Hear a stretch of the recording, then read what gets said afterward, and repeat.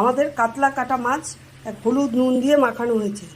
এখন কড়াই বসানো হয়ে গেছে, এখানে তেল দিয়ে মাছগুলো সব ভাজা হবে। কড়াইতে তেল দেওয়া হয়ে গেল, তেলটা গরম হলে তারপর মাছগুলো ভাজা হবে। কড়াইয়ের তেল গরম হয়ে গেছে, এবার মাছগুলো এক এক করে ছাড়া হবে।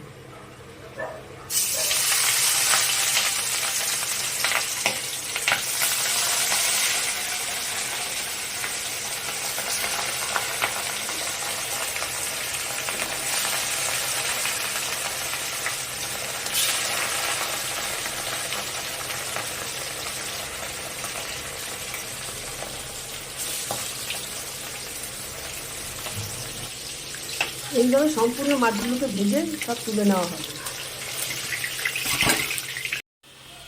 মাছের তেলের মধ্যে জিরে ফোড়ন দিয়ে দেব।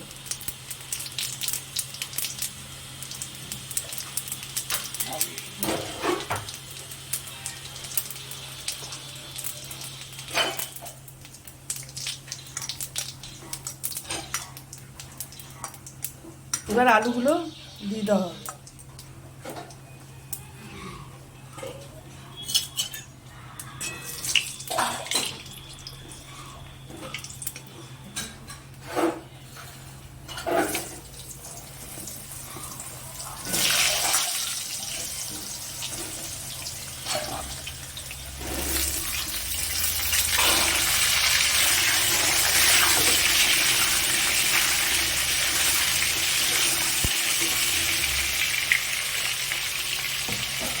এবার মাছের আলুর মধ্যে একটু নুন দেওয়া হবে। আলুটা ভাজা ভাজা হয়ে গেলে তারপরে মশলাগুলো দিয়ে দেওয়া হবে। এবার হলুদ গুঁড়ো দেওয়া হচ্ছে।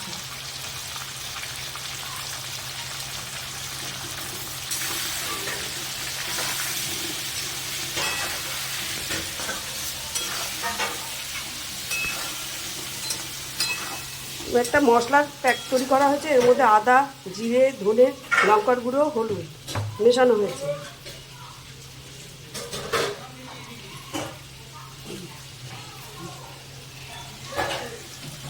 একটু টক দই এর সাথে মেশানো হয়েছে।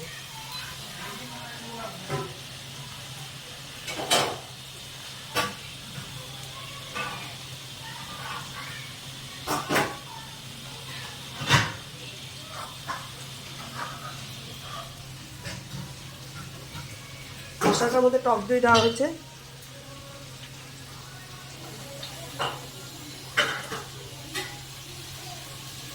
এবার পেস্টটাকে ভালো করে মেশাবো।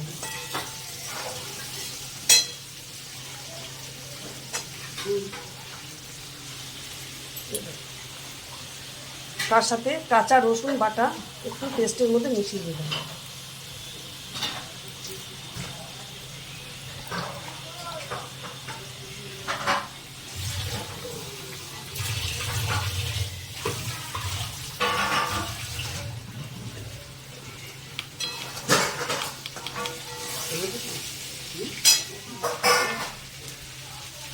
তেজপাতাটা দেওয়া হয়েছে। এবার আস্তে আস্তে আলুটা ভাজা হবে, তার সাথে পেঁয়াজ দেওয়া হচ্ছে।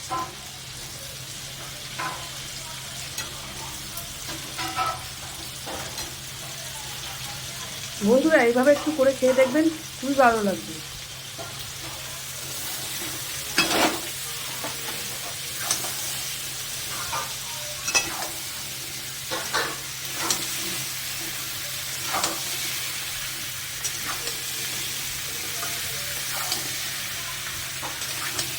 নর্মালভাবে তো সবাই খায়, একটু পেঁয়াজ রসুন দিয়ে একটু দই দিয়ে করলে খুব ভালো হয়। একটু করে দেখবেন।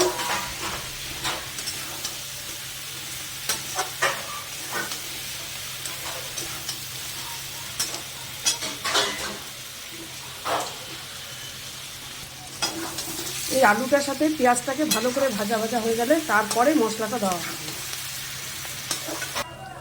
আলু পেঁয়াজটা ভাজা হয়ে গেছে, এবার মশলাটা ঢেলে দেবো। সামান্য একটু জল এর সাথে দিয়ে দেবো।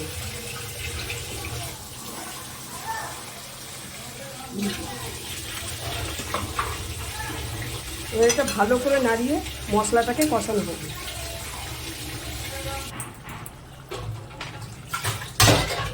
মশলাটা কষানো হয়ে গেছে, এবার আমি জল দিয়ে দিলাম।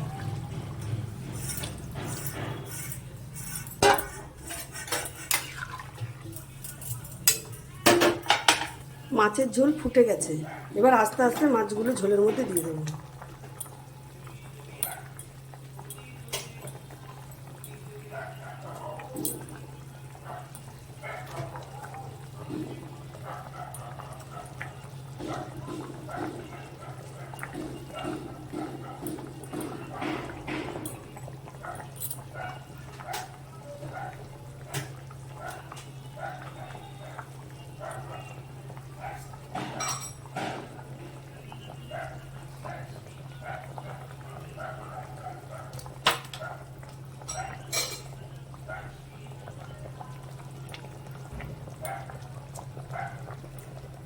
এইভাবে সব মাছগুলো ঝোলের মধ্যে দিয়ে দিচ্ছি।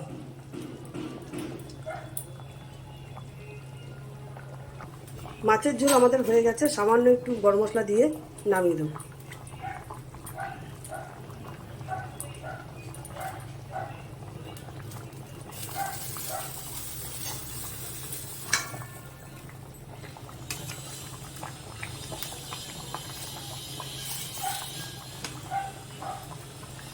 এবার হয়ে গেছে, এবার মাছটা আমি নামিয়ে দেবো। মাছ রান্না করা কমপ্লিট হয়ে গেছে।